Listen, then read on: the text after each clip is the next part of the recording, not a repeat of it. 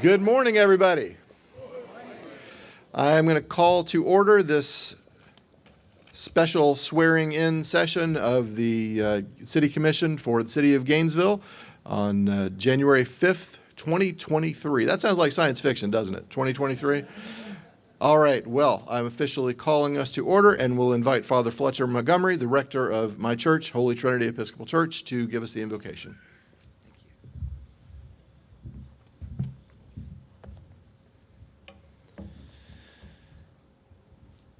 Let us pray. O God, our ruler and true governor, whose glory is in all the world, and who's given us this good community for our life and our livelihood, we commend this city to your merciful care, that being guided by your providence, we may dwell secure in your peace. May we always prove ourselves a people mindful of your favor and glad to do good to one another. Bless our city with honorable industry and business, sound learning, and pure manners. Save us from violence, discord, and confusion, from arrogance and greed, and from every evil way. Defend our liberties, and give us respect for our just laws. Grant to Harvey, our new mayor, and to all who share the authority of government in this place, wisdom and strength to do good for all our citizens with impartiality. Fill Harvey with the love of truth, righteousness, wisdom, and justice, and make him ever mindful of his calling to serve this people in your grace and for their well-being. Through the grace and guidance of our merciful Creator, we ask for blessings and peace on this great and happy day. Amen.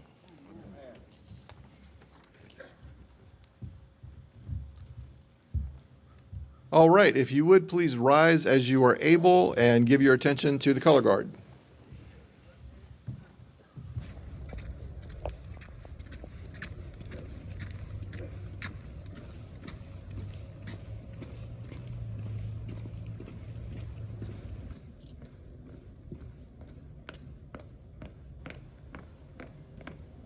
Left wheel, halt. Detail, halt. Present, halt. If you would join me in the Pledge of Allegiance. I pledge allegiance to the flag of the United States of America and to the republic for which it stands, one nation, under God, indivisible, with liberty and justice for all. Order, halt. Mark time, halt. Forward, halt.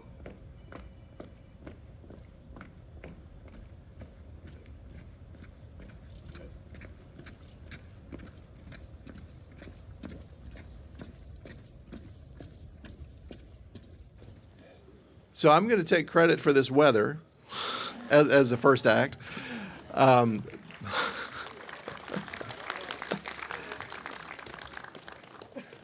And if you're wondering why I'm also Master of Ceremonies, it's because I'm serving as Mayor Pro Tem until I'm sworn in as Mayor. Just a procedural matter there for you. Next, I want you to please give your attention to the Honorable Walter Green, who will swear in Ed Book as Commissioner for the mighty 2nd District. Thank you, Mayor Pro Tem.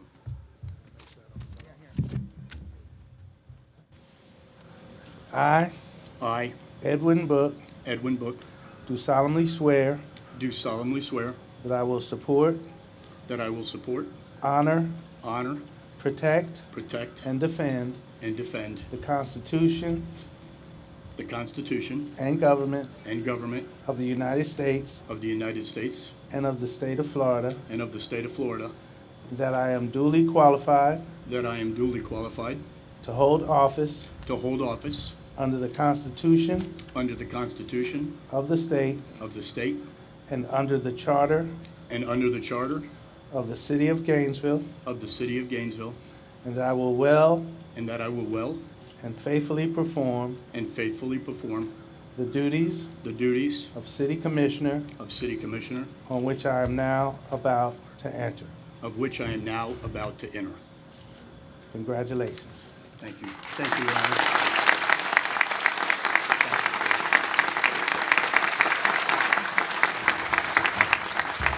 Well, so first, thank you all so very much. I do want to say a special thank you to the Honor Guard, the firefighters and the police, the public safety that make up our city. That's particularly important to me. You all did a great job. I see you way back there. So thank you very much to the Honor Guard.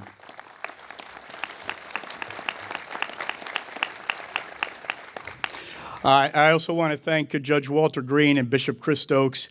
These are two people that I have worked with for many, many, many years. They are more than just work colleagues, and I appreciate them helping. And I'm going to introduce that other third person that you saw standing next to me in just a moment. I will say this. What they have just gotten me started on is basically a 4-year journey, the same as 2 other recently elected colleagues. So congratulations to both Commissioner Eastman, and let me look here, Commissioner Willits, if you'll give them hands, please, too. If we did not have good weather, I was prepared to only speak for 5 or 6 minutes. But because we do have good weather, I've got the full 1 hour and 20-minute presentation here, which should get us through before my other colleagues speak. So, what was that? I'm prepared. I am ready. In getting all seriousness, I have been in Gainesville since 1982. I have raised my family here. I have worked here in public safety amongst 2 great institutions, the City of Gainesville Police Department for over 26 years, and Santa Fe College, where I've been for over 11 years, an absolute game-changing institution and organization in our community. And I think everybody here knows that. The only people I'm actually going to recognize by name, other than my 2 colleagues, would be 2 family members that are here. And that's so that I do not risk, obviously, forgetting somebody or leaving someone out, because I see so many people here who have supported me for so long. So the first person I'm going to point is a person who is standing next to me and has been standing next to me for 37 years. So I've been married to Lori Book. Lori, if you'll stand, for 37 years. She just retired as a public school teacher at Wiles Elementary. She was teaching for 38 years. You think this might be a difficult job? I don't think so. That's the job. Education, public education. And my mom is here, Pit Hart Wong, world traveler, State Department member, missionary. Mom, if you'll stand up, please.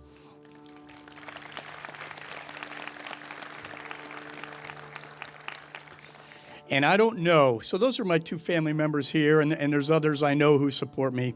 And I don't know if it's good or bad to go first. When I saw that on the agenda, I'm like, oh boy, and they're only giving me 1 hour and 20 minutes. I'm not sure if I'm going to be able to cover it all.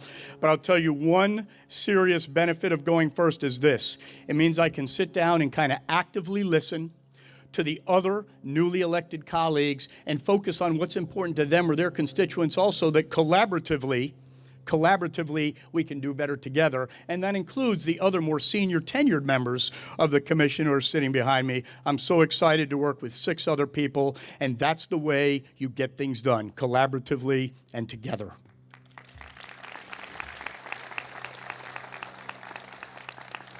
So here's a Cliff Notes version of some things I was speaking about in 2022.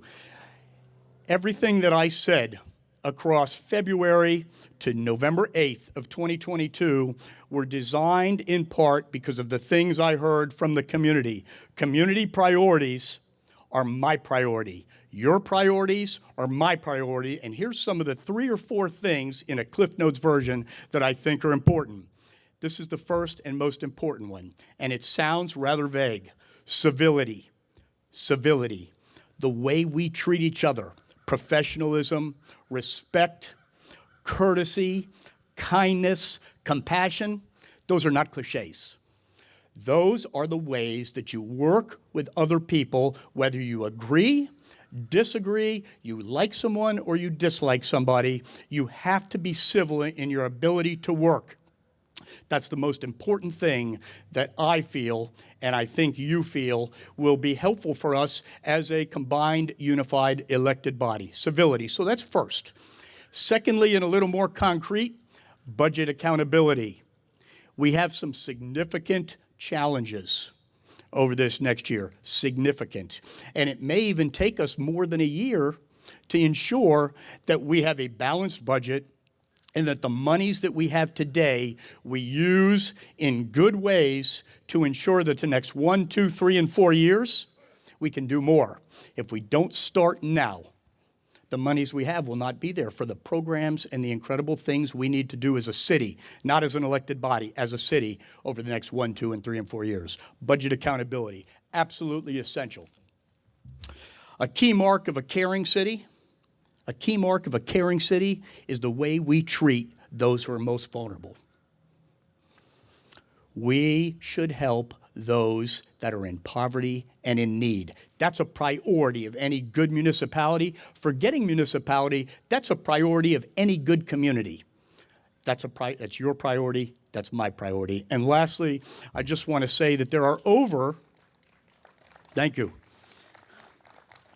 2,000 city and utility staff and officials who make this city run. Over 2,000. I want to say it's like 2,400, 2,500, based on some of my orientations and studies.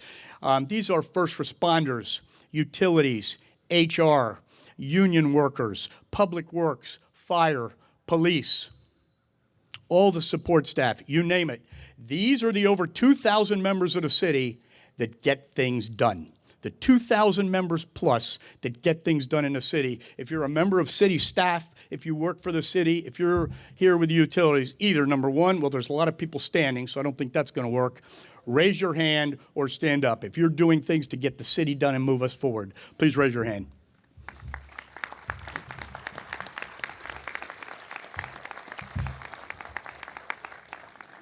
Thank you to them, because that's who we will work for. So the 7 members that are sitting up at this very lengthy desk in the City Hall chambers, we're not the ones who are doing the work day to day and hour to hour and minute to minute.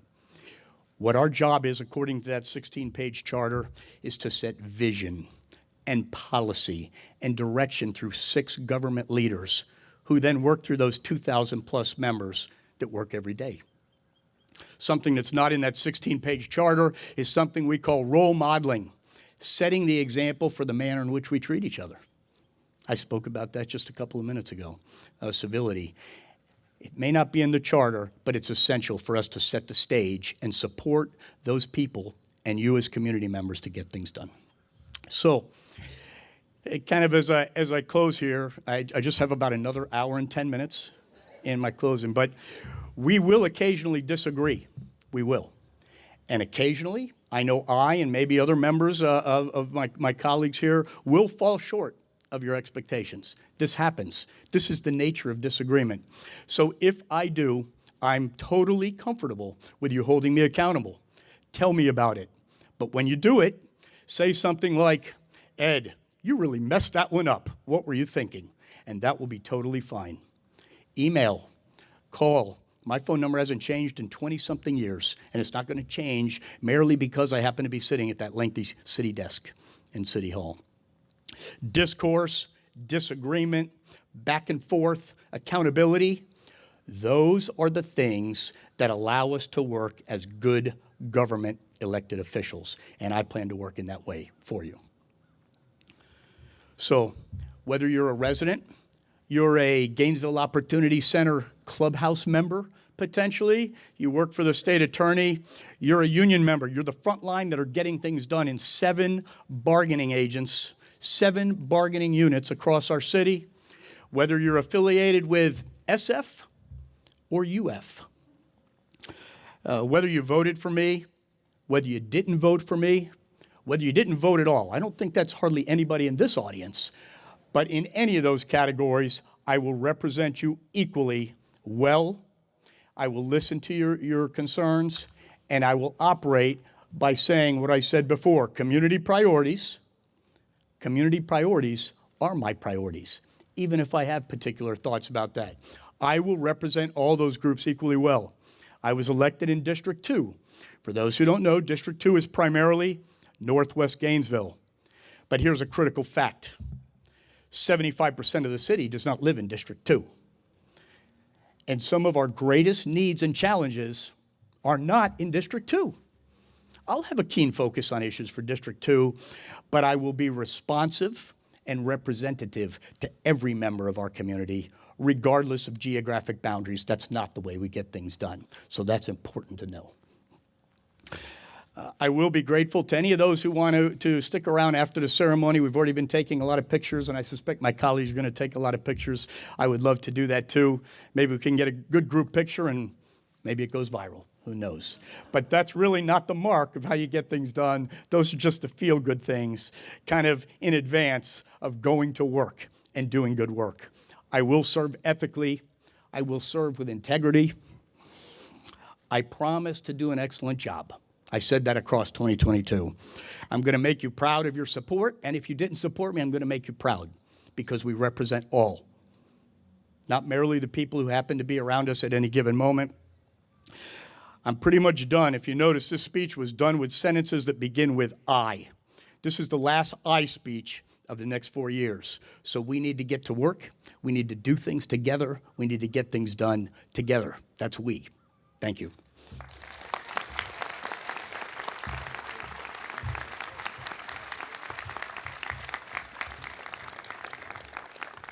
Congratulations, Commissioner. And next, if you would give your attention to the Honorable Craig C. Thomasis, who will swear in Commissioner-elect Casey Willits for District 3. Repeat after me. I, Casey Willits, I, Casey Willits, do solemnly swear do solemnly swear that I will support, honor, protect, that I will support, honor, protect, and defend the Constitution and defend the Constitution and government of the United States and government of the United States and of the state of Florida, and of the state of Florida, that I am duly qualified that I am duly qualified to hold office to hold office under the Constitution of the state under the Constitution of the state and under the Charter of the City of Gainesville, and under the Charter of the City of Gainesville, and that I will well that I will well and faithfully perform and faithfully perform the duties of City Commissioner the duties of City Commissioner on which I am now about to enter. on which I am now about to enter. Congratulations.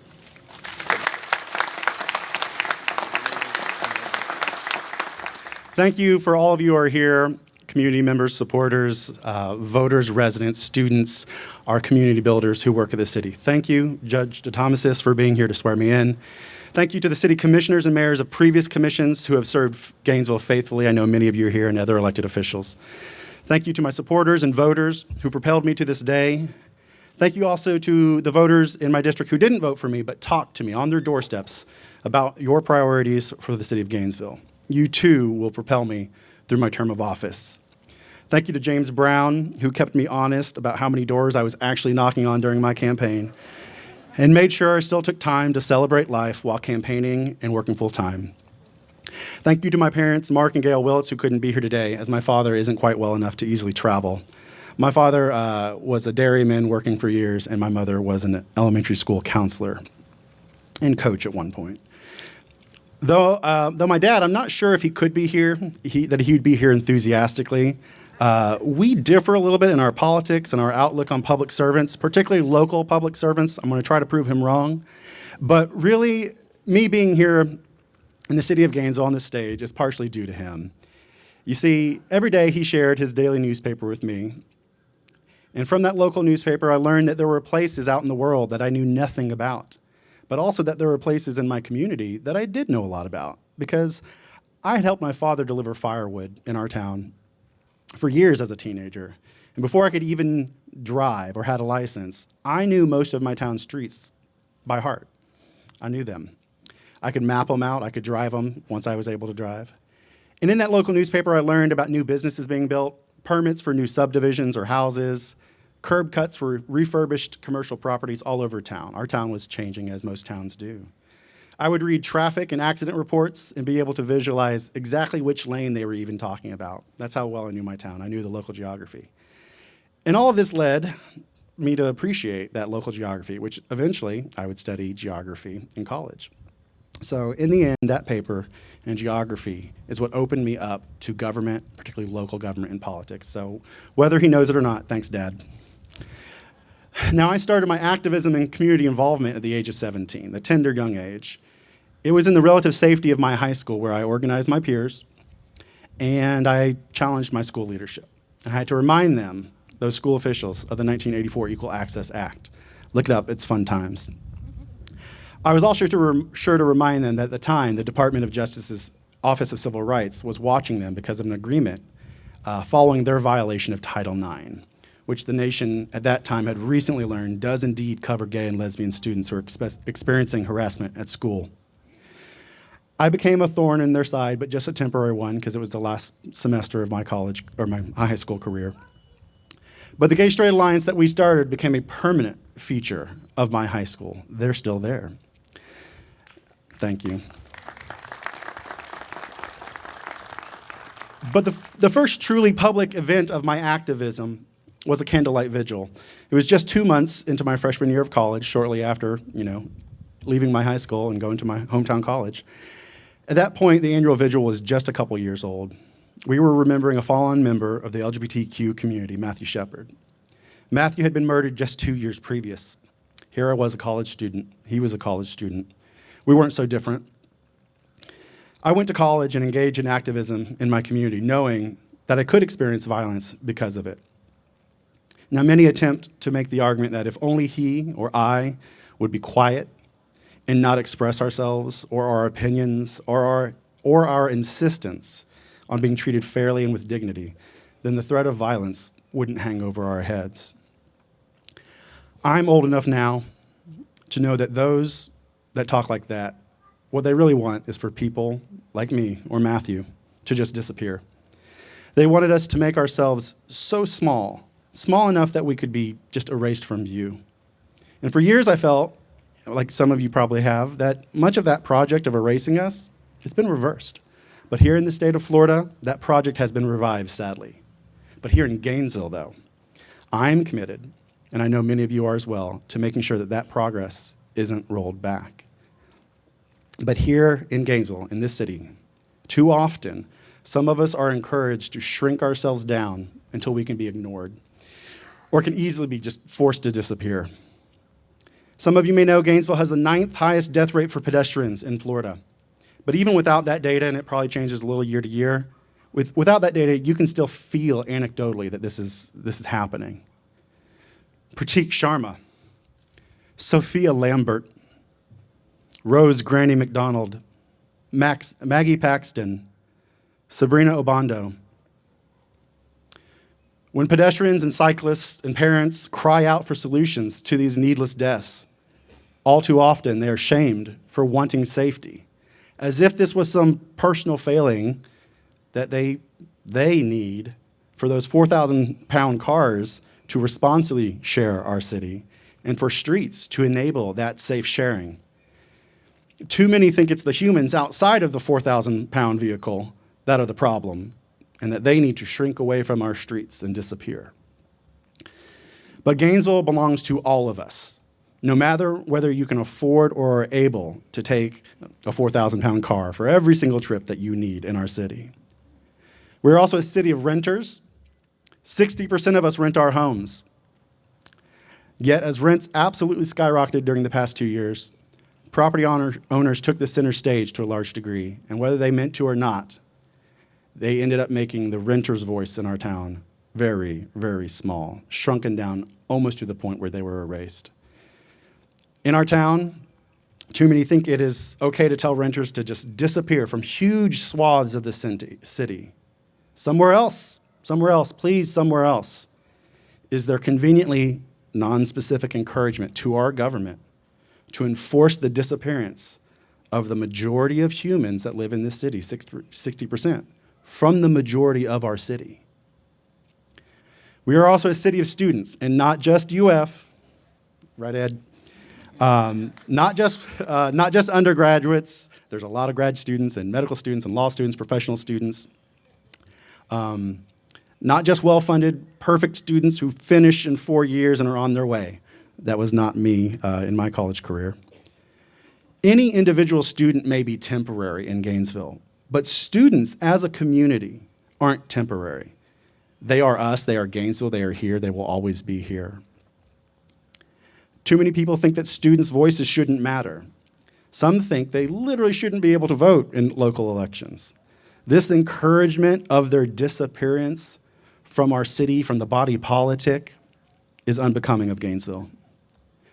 Now, my time here on this podium is temporary. I know everyone wants to enjoy this beautiful day. My time on this commission will be temporary, whether it's 4 or 8 years. Each commissioner's time on the commission is temporary. Each resident's time in Gainesville is temporary.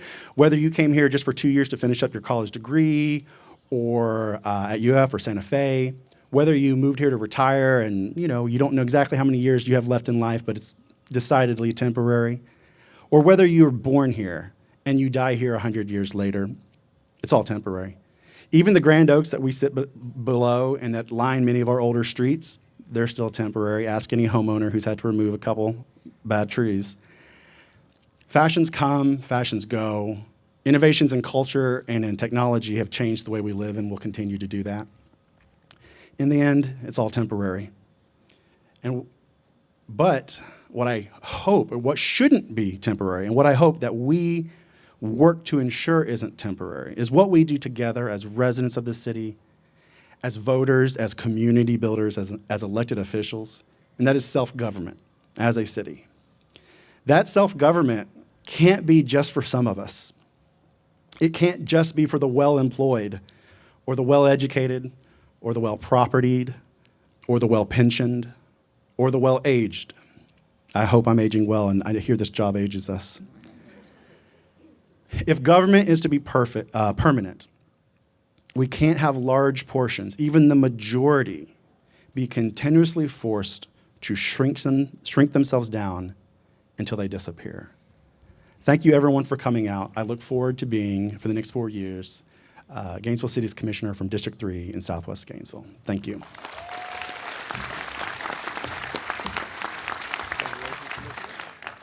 Now, if you would next give your attention, please, to Honorable Judge DeThomasis once more for the swearing in of Brian Eastman for District 4. Repeat after me. I, Brian Eastman, I, Brian Eastman, do solemnly swear do solemnly swear that I will support, honor, protect, that I will support, honor, protect, and defend the Constitution and defend the Constitution and government of the United States and government of the United States and of the state of Florida, and of the state of Florida, that I am duly qualified that I am duly qualified to hold office to hold office. under the Constitution of the state, Can you repeat that? under the Constitution of the state, Under the Constitution of the state and under the Charter of the City of Gainesville, and under the Charter of the City of Gainesville, and that I will well and faithfully and that I will well and faithfully perform the duties perform the duties of City Commissioner of City Commissioner on which I am now about to enter. on which I am now about to enter. Congratulations. Thank you.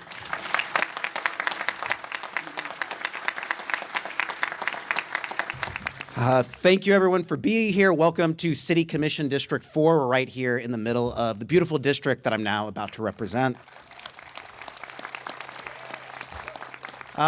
It's incredibly surreal standing here in front of the historic Thomas Center before all my colleagues, many of whom I've known for many years and have an incredible amount of respect for, like soon-to-be minted Mayor Harvey Ward, recent City Commissioner Casey Willits, Commissioner Cynthia Moore Chestnut, as well as folks I have a tremendous amount of respect for. I will be working with, like Ed Book, a longtime public servant, Desmond Duncan Walker.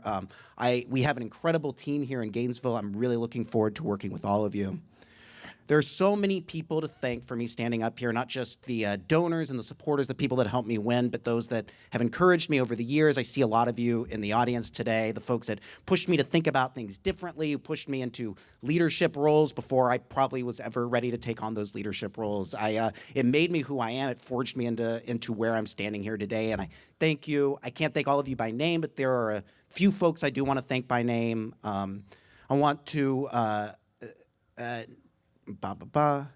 So first is my team. We won this at the grassroots level. We knocked on over 5,000 doors. We spoke with every neighborhood, probably went through it twice just to make sure that we talked with every single person, and that was because of an incredible team of passionate young people. Claudia Tio Cartagena, Kiki Benedetti, Lucy Richardson, Leonello Rios-Sanchez, Emily Garcia, Julia Braver. I see Katie Burnett here in the audience as well. They won this race through passion and hard work, and I couldn't be more thankful to them. Thank you all so much. Of course, I have to thank my wife, Nina Bhattacharya.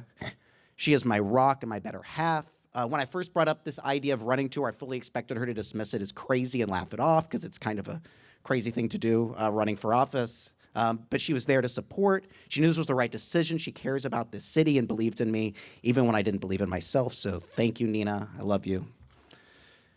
And I want to thank the voters of District 4. Thank you for your confidence in me. Thank you for voting for me. Thank you for taking the time to talk with me on your doorsteps. I heard how much the city means to you, how much you connect with it, the hopes you have for its future. And I'm not going to forget the stories that you told me when I was out there, the hopes and the dreams and the needs you took to tell me, because that is the reason that we're all here at the end of the day, to make people's lives better, to understand the real needs of real people, and to use the tools of government to help. Like as we talk about homelessness, I'll remember the first door I ever knocked on, a neighbor of mine named Eddie. And Eddie's a neat guy, struggles with health problems, which made it hard for him to hold down a job, and eventually found himself living outside of a van in front of Grace Marketplace. And like thousands of others, Eddie was on the Housing Choice Voucher list, but for anyone who knows anything about Housing Choice Vouchers, that list is longer than we could ever find homes for. So he waited for years and years with nothing until he turned 62, age into Social Security, and the folks at Grace were able to find him a home that he could afford with his SSI check. But many don't have what Eddie has, and the clock is ticking on homes like his. According to the Schimberg Center at UF, Gainesville has a shortfall of 15,968 affordable units for renters. Our affordable housing is aging. About half of our government-subsidized units were built during the Great Society in the mid-'60s, and they'll be shutting down in the next couple of years. And when they do, those families have nowhere else to go. So as we talk about in the weeds policies as a commission of like inclusionary zoning, area median income, low-income housing tax credits, I'll be thinking about Eddie and the dozens of people that I spoke with in District 4 that were scared about when, not if, but when their rent rises again, where they're gonna go because they don't have anywhere else. And speaking of housing, I'll think about the young family that I met in Forest Ridge who had just bought their first home because they had their second kid and they wanted their own home to own and build equity in. But they had to spend $350,000 just to get that first home. And that really hurt for a young family like theirs. But they were lucky because since then, housing prices have just continued to rise along with interest rates. Homeownership is being locked out in our city for everyone except the richest of our residents. And it was decisions of this body in decades past that got us to the point where we are today. So now this commission is going to be having some really hard discussions in the coming months about how we develop residential homes in the future. And there's no easy answers to that. But I know that I'll be thinking about the families I spoke with, like that one in Forest Ridge, to make sure that they get the support they need so that we can have homeownership in this city. I remember the grandmothers and the mothers I spoke with that feared for the future of their young ones, that want to do what they can to stem the tide of global warming and water depletion. But they know, living in the state of Florida, that the state government ain't looking out for them. And they want to see their local government address these issues, to know that anyone is looking out for their kids. And we have the opportunity to do that, and we've committed to doing that by committing to becoming a net zero city by 2040 and becoming a zero waste city. We're committing to these environmental practices not because they are data-backed and common sense, but even more than that, because our children deserve for us to at least try to solve their problems.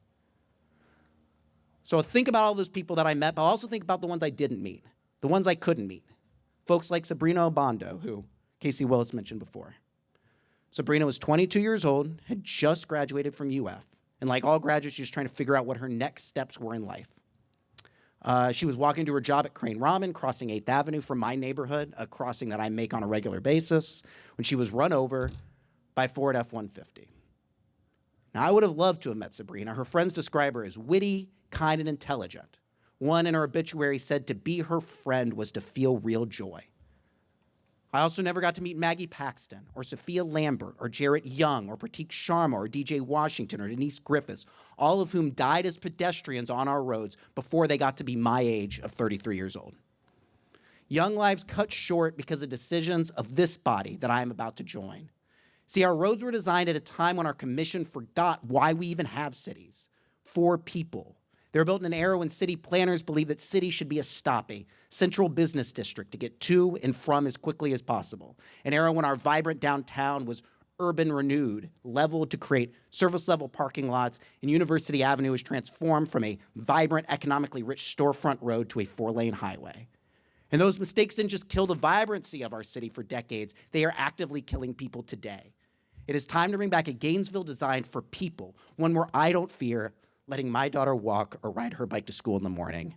and where no parent has to get the same call that Sabrina Obondo's parents did.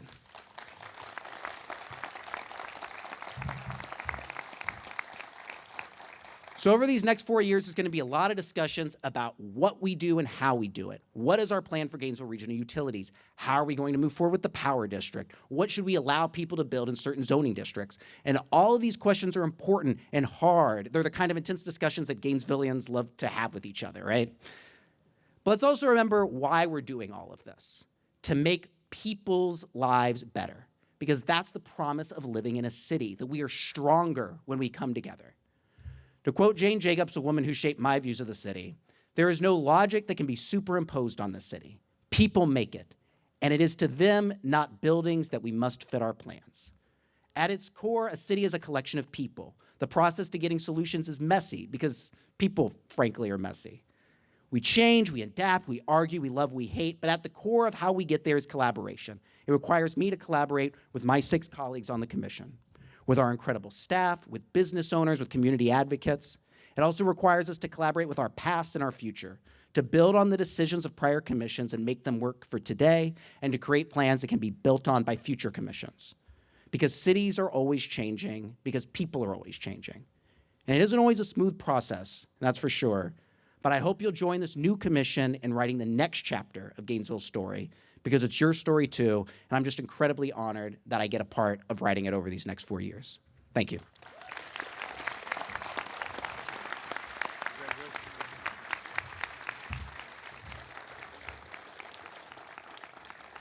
Congratulations, Commissioner Eastman. And now, if you will give your attention to the Honorable Denise R. Ferrero, and she joins me and my family right up here to swear me in, and I'll stop being pro tem at that point. They're a lot older than the last time we did this. Yes. Yeah. All right, you ready? Yes. Put your hand on the Bible, please. Raise your right, oops. Left hand on the Bible, raise your right hand. Got it. Sorry. I state your name. I, Harvey L. Ward Jr., Do solemnly swear do solemnly swear that I will support, honor, protect, that I will support, honor, protect, and defend and defend the Constitution and government the Constitution and government of the United States of the United States and of the state of Florida, and of the state of Florida, that I am duly qualified to hold office that I am duly qualified to hold office under the Constitution under the Constitution of the state of the state and under the charter and under the charter of the city of Gainesville, of the city of Gainesville, and that I will well and that I will well and faithfully perform and faithfully perform the duties of mayor the duties of mayor on which I am now about to enter. upon which I am now about to enter. Congratulations. Thank you. Please go ahead. Congratulations to all of you. Congratulations. All right, thank you all for being here. Most of you know me. You know you can settle in because we got a little to talk about. Thank you all so much. Thank you, Madam Clerk, for putting this all together. Madam Manager, for putting this together. Father Fletcher, thank you. Congratulations to Commissioners Book, Willits, and Eastman. Proud to be working with you, as well as our sitting commissioners already. No one wins an election without a long list of people to thank, and I'm certainly no exception. None of this is possible without the support of my family.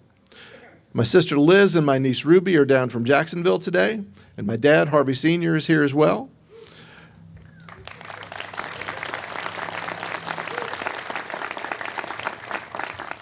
Y'all don't be shy about applause lines, it's okay. My extended acquired family from coast to coast have been a constant source of support and encouragement. My daughters, better known to many of you as sprightly daughters 1, 2, and 3, Wesley, Leela, and Kennedy, have sacrificed a lot of daddy time this past year, and generally without complaint.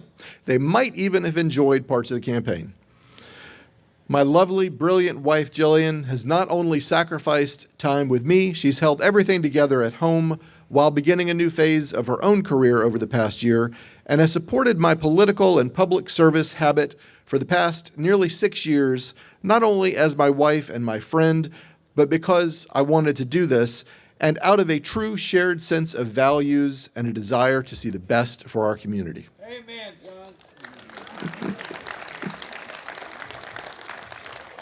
Don't be shy about shouting out either. It's all right. I want to thank my longtime friends and brother and sister from Jacksonville, Mike and Dee Sims, for coming down. They've watched me do this sort of thing for a very long time, and I appreciate them being here today. Ron Arbisi, thank you for being up from Tampa today. There are a whole lot of people I'm going to call out. I'm not going to get to everybody, and I apologize for that, but I really appreciate all of you for being here. I want to thank the best campaign manager in the business, my friend Katie Burnett, for winning this third campaign in a row with me. My friends and campaign staff, Nisha Anderson and Joy Pitts, as well as field director Alex Hood, and a terrific team of interns for their hard work, support, and dedication. I see Donna Waller here, and I want to thank her specifically for helping me understand how this job is supposed to work. I want to thank my friends, I want to thank my friends Terry Fleming and Warren Nielsen, who nearly a decade ago decided to make me believe it was not only an opportunity for me, but my actual responsibility to run for public office.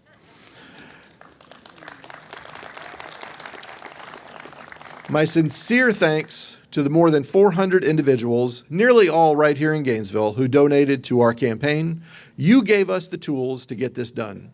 And to every person who planted a sign in your yard, who shared a social media post or an email, or who shared an encouraging word with me along the way, every one of you, no matter how you engaged with our campaign, you are the reason, individually, that we won, and I thank you.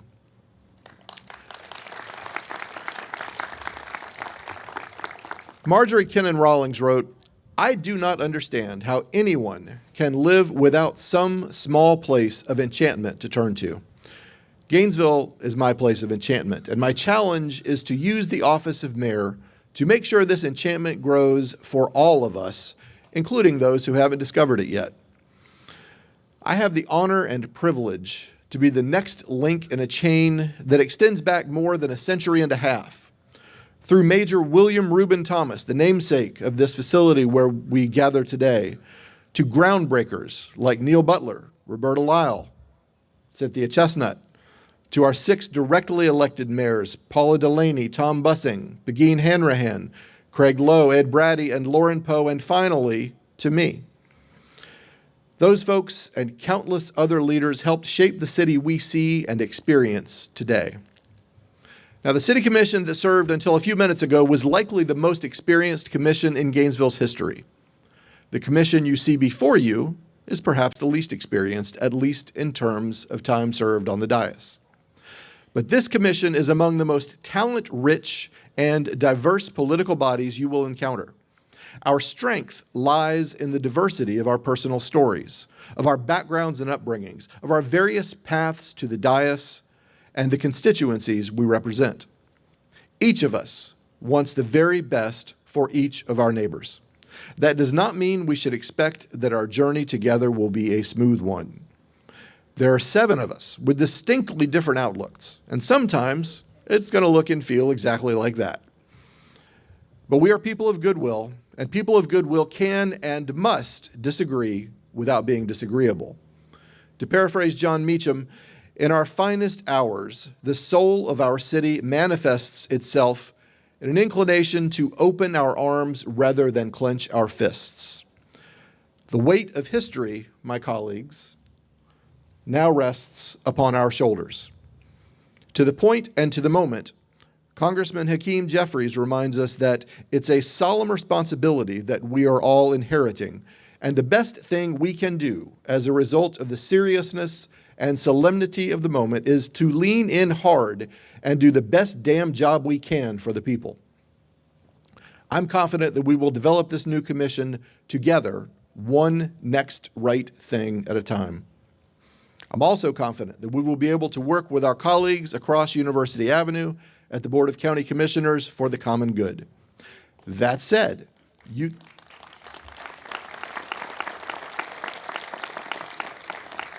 But wait, there's more. That said, you should not expect that there will be no friction between our commissions. We are different boards with different histories, different responsibilities, and significantly different structures, even though we serve many of the same neighbors. More than half the residents of Alachua County are also the 141,000 residents of the city of Gainesville.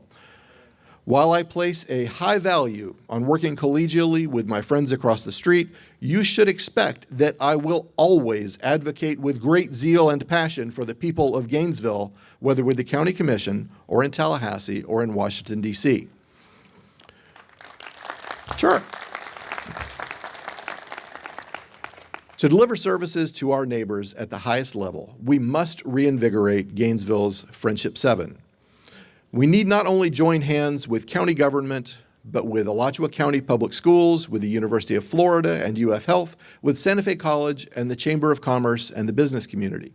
And to my friends in each of those institutions, I promise you that not a single one of us can succeed the way our neighbors expect and deserve unless we succeed together.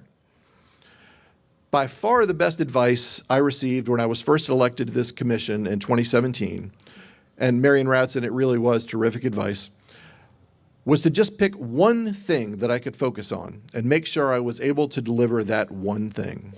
That was excellent advice, and I promptly disregarded and instead focused on a laundry list of things that all deserve doing.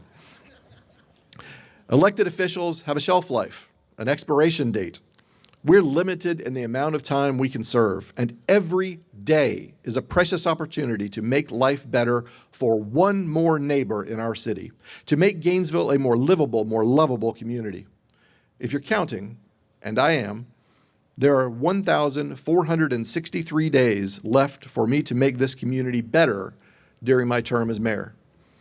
This is why I feel a sense of urgency to move forward on the policy goals that I and many of us campaigned on. In an effort to be as transparent as possible, but to keep pressure to deliver on myself, I've been working with city staff on delivering a dashboard of sorts that we're calling Gains Stats. Some of these policy goals I'm talking about are more nebulous and difficult to track, but many, like reducing gun violence or reducing the number of our sisters and brothers who live or die on our streets, are quantifiable and trackable.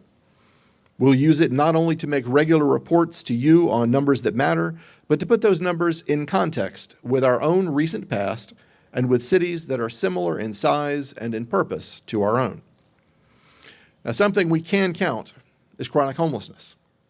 For some folks, this is a moral and ethical issue. Some perceive it as a logistical or a convenience issue. But for far too many of our neighbors, it is simply an issue of finding a safe place to sleep and a decent meal tonight and every night. Regardless of how we consider the problem, homelessness is not an ineffable, unknowable mystery. Some of the nation's leading experts live and work right here in our city. And they tell us that the local price tag to a solution to chronic homelessness is $5 million a year. Now, if we know the problem and we know what it will cost to solve it, we have to face the reality that if we choose not to act, or to act as if we don't know the answer, we are simply more comfortable living in a city where our neighbors sleep on the street or in the woods than we are in finding the resources to apply the solution.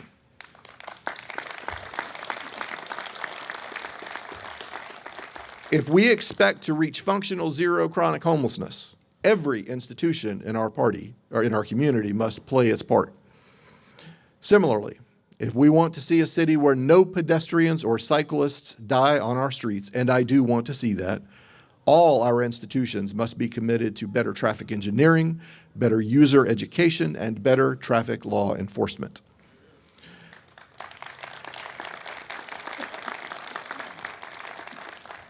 If we wish to address gun violence in a state where municipalities are forbidden from addressing actual guns, we will have to work with not only other institutions, but other municipalities.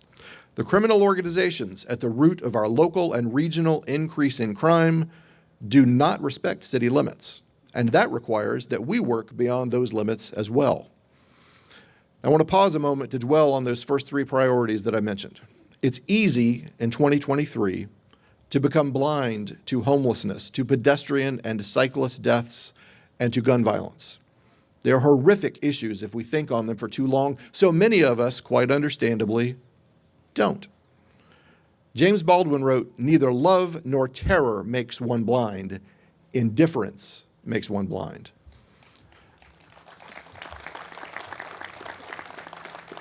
I promise you that while I am mayor, we will not be indifferent to homelessness, pedestrian deaths, or gun violence.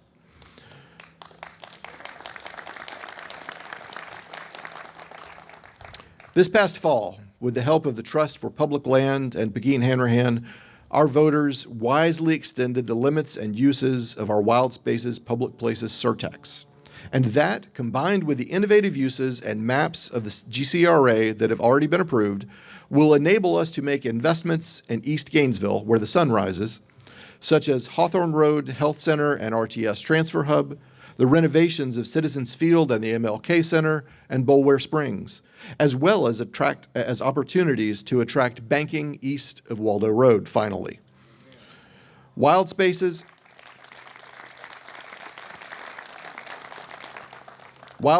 and the GCRA, together with a healthy dose of community leadership and engagement and wise use of existing assets, will help us achieve the best possible result for a Sweetwater Greenway and for downtown, and a bold, forward-thinking path for the Power District and the Depot South neighborhood.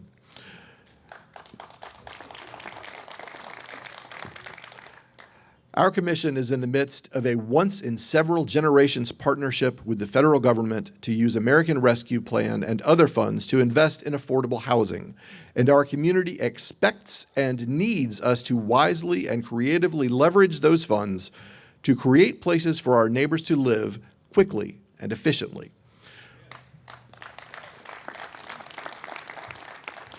We have opportunities to maximize federal funds to help our neighbors most in need to make their homes more energy efficient and save them critical financial resources, and we may also be able to rely on federal funds to move ahead with utility-scale solar energy creation at our city's utilities.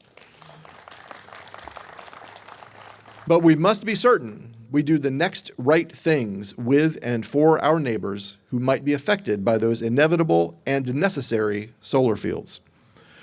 Now, there are many more priorities on the table, including leveraging all the many benefits of our arts community to take us to the next level as the cultural capital of Florida, and I intend that we will get there.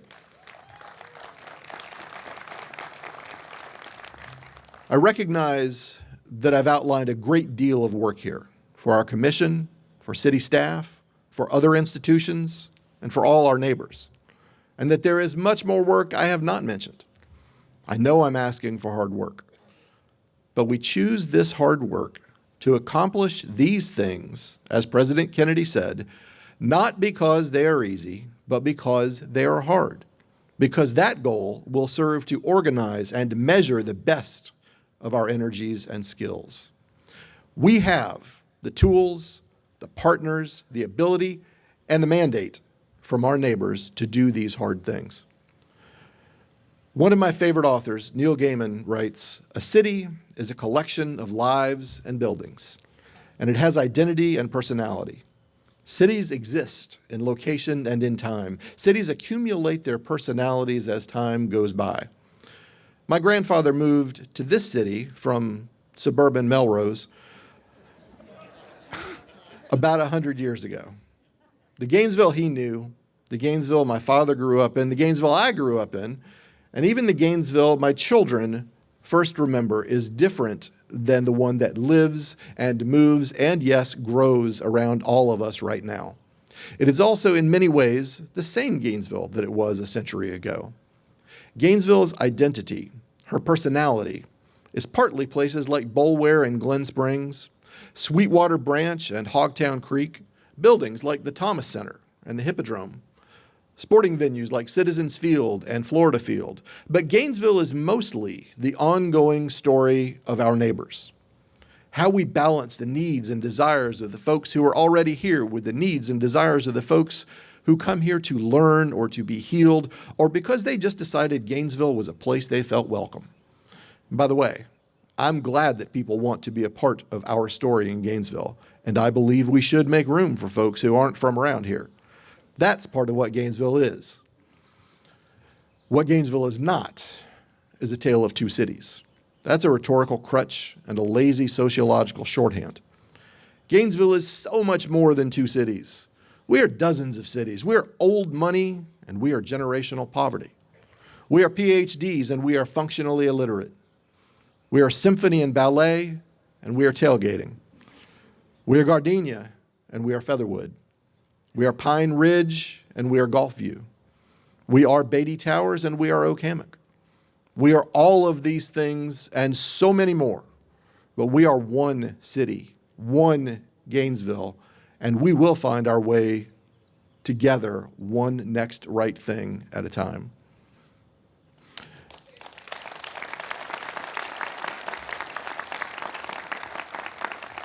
So now, in the words of Howard Bishop Middle School's favorite son, it's time to move on. It's time to get going. What lies ahead, we have no way of knowing. But under our feet, literally for some of you, the grass is growing. It's time to move on. Time to get going. Thank you for listening to all of us this morning. Let's get going.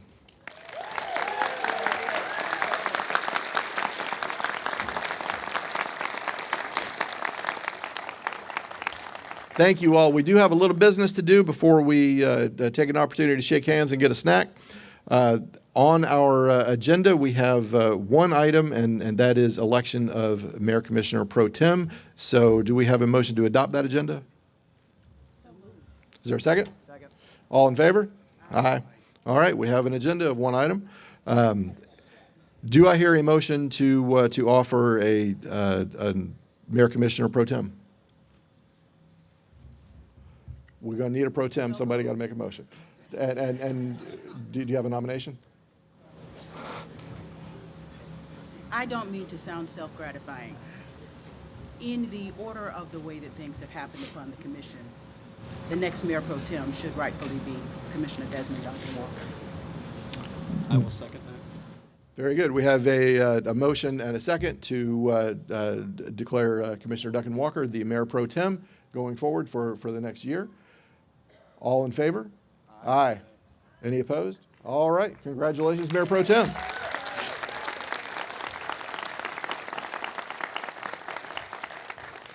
Thank you all for being here. I don't know if you remember, but we've all collectively given you a whole lot of work to do along with us. So stay on us and make sure that we all get the work done together.